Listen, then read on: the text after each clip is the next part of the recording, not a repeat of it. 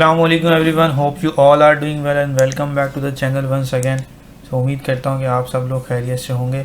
आज की जो वीडियो है वो एक और ताइवान की यूनिवर्सिटी पे बेस करती है जिसका नाम है National Central University of Taiwan. So ये जो ताइवान की यूनिवर्सिटी है इसमें भी एप्लीकेशन अभी ओपन है, आप अप्लाई कर सकते हैं। इसकी डेडलाइन भी जो है वो 31 मार्च की डेडलाइन है और जो इसका रिज़ल्ट है वो 20 मई को अनाउंस होगा।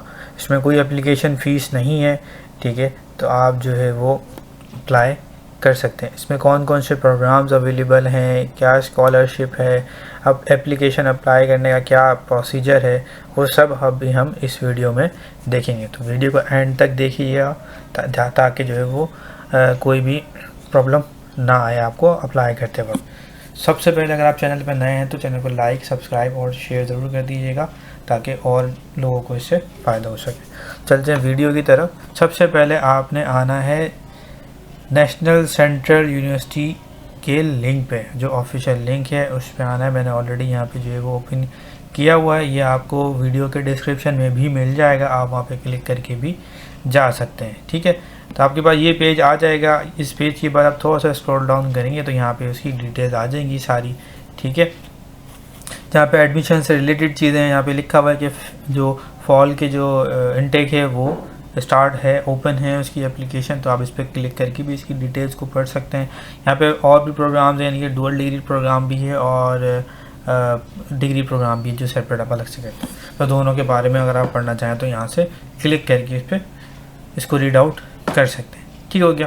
फिर आते हैं कि हमने इसमें अप्लाई किस तरह से करना है। आप यहाँ पे अप्लाई पे क्लिक करके आप एप्लीकेशन प्रोसीजर पे आ सकते हैं। आप यहाँ से प्रोग्राम चेक कर सकते हैं, कौन कौन से प्रोग्राम्स अवेलेबल हैं, फ़ीस चेक कर सकते हैं आप, ठीक है। और स्कॉलरशिप तो कौन कौन सी स्कॉलरशिप जो अवेलेबल हैं इस हम अप्लाई कर सकते हैं इस प्रोग्राम के लिए या इस यूनिवर्सिटी के लिए, ठीक है। सो मैंने पहले से लिंक्स ओपन करके रखे हुए हैं। जो डुअल डिग्री प्रोग्राम है और एक्सचेंज प्रोग्राम है, तो आप अगर चाहें तो इसमें अप्लाई कर सकते हैं, अगर नहीं तो आपने नॉर्मल जो है वो डिग्री प्रोग्राम के लिए अप्लाई करना है।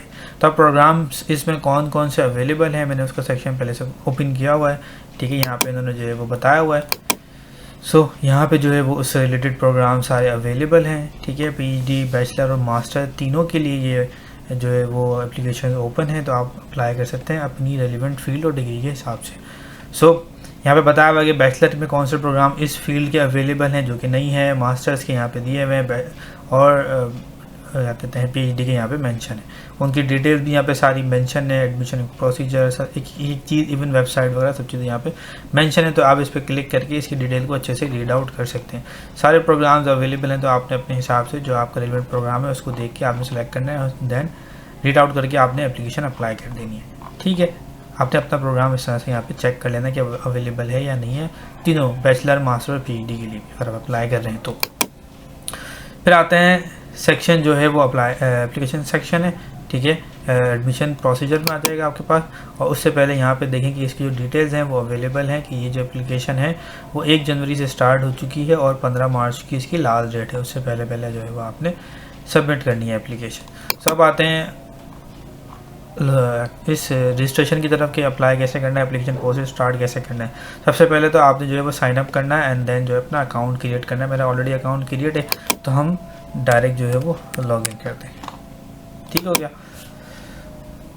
सो जब आप लॉगिन कर लेंगे तो आपके पास जो है वो इस तरह से जो है वो प्रोफाइल ओपन हो जाएगी। मैं ऑलरेडी अप्लाई कर चुका हूँ तो मेरा सबमिटेड आ रहा है, बट आप जब करेंगे तो आपके पास जो है वो ऑप्शन आ रहे होंगे सिलेक्ट करने के, ठीक है। तो मैंने पीएचडी के लिए सिलेक्ट किया हुआ है। यहाँ पे प्रोग्राम सिलेक्ट किया, आप मैक्सिमम जो है वो 3 प्रोग्राम जो है वो सिलेक्ट कर सकते हैं, ठीक है। तो मैंने पीएचडी से रिलेटेड 3 प्रोग्राम जो है वो ऑलरेडी यहाँ पे सिलेक्ट किए हुए हैं, ठीक है। एप्लीकेंट का ऑप्शन आ जाएगा। एप्लीकेंट के ऑप्शन में सारी आपकी पर्सनल डिटेल्स हैं, ठीक है। ये आपका नाम क्या है, आपका एड्रेस क्या है, phone number, email, etc, father mother, इनकी डिटेल्स, तो ये सारी चीज़ें आ जाएंगी एप्लीकेंट की डिटेल में, ठीक है। फिर आते हैं हम एजुकेशनल बैकग्राउंड की तरफ। तो एजुकेशनल बैकग्राउंड में जो भी आपका स्कूल का बैकग्राउंड है, यानी कॉलेज का है, यूनिवर्सिटी का है, जो भी आपने अब तक जो लास्ट क्वालिफिकेशन है आपकी, वो आपने यहाँ पे सारी पुट करनी है, इंक्लूडिंग CGPA आपका क्या रहा, कब हमने स्टार्ट किया, कब एंड हुआ, ईच एंड एवरीथिंग यहाँ पे आपने जो है वो इस तरह से मेंशन करनी, जिस तरह से मैंने की हुई है, ठीक है।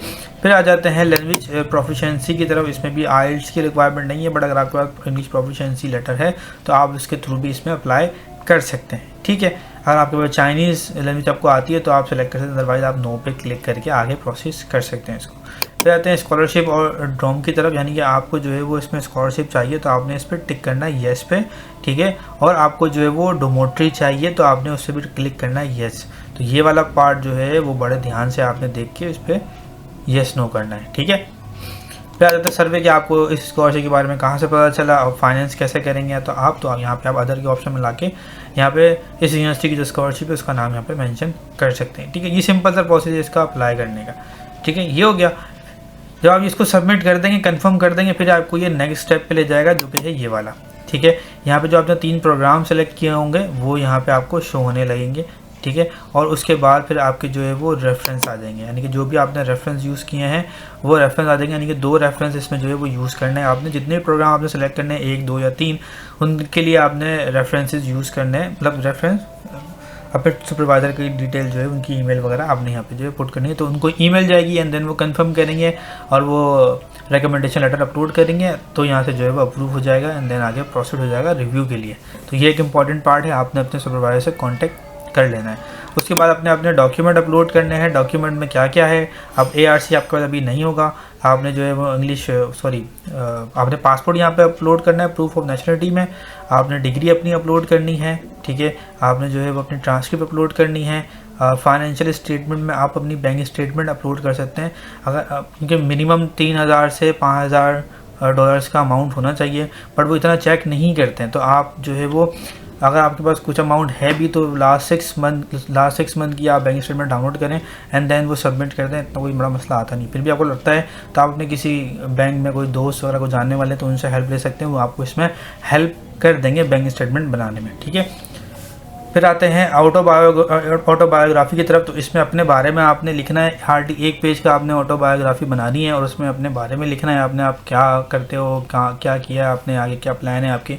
तो ये आपने चीज़ें लिखनी है, एक पैराग्राफ, मतलब 1 पेज पे आपने ये बनाना है। ठीक है, फिर स्टडी प्लान है, अगर आप PhD के लिए अप्लाई करें तो आपके पास स्टडी प्लान आएगा, तो आपने स्टडी प्लान देना होगा, वो बनाना है आपने। और रिसर्च प्रपोजल आपका होगा, वो सबमिट करना है। ये PhD के लिए, बैचलर के लिए नहीं होगा, ये या मास्टर के लिए भी ना हो। फिर आते हैं हम इंग्लिश प्रोफिशेंसी की तरफ। तो अगर आपके पास इंग्लिश प्रोफिशेंसी है तो वो यहाँ पे आपने जो है वो अपलोड कर देना है। ठीक है, फिर हम आते हैं चाइनीज़ लैंग्वेज की तरफ, इसको आपने स्किप कर देना है। अगर आपके पास है तो आप अपलोड कर सकते हैं, अदरवाइज अगर आपके पास नहीं है तो आप इसको स्किप कर सकते हैं। फिर आते हैं पब्लिकेशन और पब्लिकेशन की तरफ। तो अगर आपके पास पब्लिकेशन है कोई तो आप वो यहाँ पे सबमिट कर सकते हैं। थीसिस किया हुआ अगर आपने मास्टर्स में तो यहाँ पे अपलोड कर सकते हैं, ये बैचलर के लिए नहीं है। ठीक है, तो ये मास्टर और PhD के हवाले से बता रहे हैं उसमें। बैचलर के लिए ये वाले ऑप्शन नहीं आएंगे, पब्लिकेशन का, मास्टर थीसिस का, तो ये ऑप्शन नहीं आएंगे स्टडी प्लान और ये प्रपोजल के। तो उनका दूसरे ऑप्शन आएंगे तो अपने हिसाब से उसमें डॉक्यूमेंट अपलोड कर सकते हैं। फिर अदर रिक्वायरमेंट में आपके पास कोई और रिक्वायरमेंट है या कोई और सर्टिफिकेशन कुछ है तो वो यहाँ पे आप अपलोड कर सकते हैं एंड देन आपने फाइनली जो है वो सबमिट कर देना है। तो बस सबमिट करने के बाद आपने तीन या 2 जितने प्रोग्राम आप सेलेक्ट करेंगे सब इस तरह से आपने जो वो डॉक्यूमेंट सबमिट करना है एंड देन आपने जो है वो उसको सबमिट कर देना है।